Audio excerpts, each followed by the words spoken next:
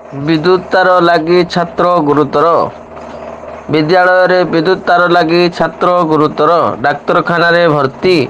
ଅନୁଗୁଳ ଜିଲ୍ଲା ଆଠମଲ୍ଲିକ ବ୍ଲକ ଅନ୍ତର୍ଗତ ଟେଣ୍ଠେଇପାଲି ସରକାରୀ ଉଚ୍ଚ ପ୍ରାଥମିକ ବିଦ୍ୟାଳୟରେ ବିଦ୍ୟୁତ ତାରରେ ଲାଗି ଜଣେ ଛାତ୍ର ଗୁରୁତର। ଛାତ୍ର ଜଣକ ହେଲେ ଜଗନ୍ନାଥ ବେହେରା, ବୟସ 9 ବର୍ଷ। ସେ ଚତୁର୍ଥ ଶ୍ରେଣୀରେ ପାଠ ପଢ଼ନ୍ତି। ତାଙ୍କ ଘର ଟେଣ୍ଠେଇପାଲି ଗ୍ରାମରେ ବୋଲି ଜଣାପଡ଼ିଛି। ଗୁରୁତର ଅବସ୍ଥାରେ ମାଧପୁର ଗୋଷ୍ଠୀ ସ୍ୱାସ୍ଥ୍ୟକେନ୍ଦ୍ରରେ ଭର୍ତ୍ତି ହୋଇଛନ୍ତି। ଛାତ୍ର ଜଣକୁ ଯେତେବେଳେ ବିଦ୍ୟୁତ ଆଘାତ ଲାଗିଲା, ଛାତ୍ର ଜଣକ ଜୀବନ ରକ୍ଷା ପାଇଁ ଚିତ୍କାର କରି ଶିକ୍ଷୟିତ୍ରୀଙ୍କୁ ଡାକିଥିଲେ।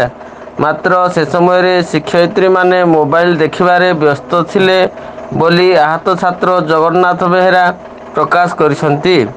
ବିଦ୍ୟୁତ ଆଘାତ ଲାଗିଥିବା ସମୟରେ ଛାତ୍ରର ସହପାଠୀମାନେ ଏକ ବାଡ଼ି ସାହାଯ୍ୟରେ ବାଡ଼ାଇ ଜଗନ୍ନାଥଙ୍କୁ ଉଦ୍ଧାର କରିଥିଲେ। ସହପାଠୀମାନେ ତାଙ୍କ ଘରକୁ ଖବର ଦେବାରୁ ପରିବାର ଲୋକେ ଆସି ଛାତ୍ର ଜଣକୁ ମାଧପୁର ଡାକ୍ତରଖାନାକୁ ନେଇଥିଲେ। ଛାତ୍ରର ସ୍ୱାସ୍ଥ୍ୟ ଅବସ୍ଥା ଗୁରୁତର ଥିବାରୁ ଡାକ୍ତର ତାଙ୍କୁ ସ୍ଥାନାନ୍ତର କରିବାକୁ କହିଛନ୍ତି।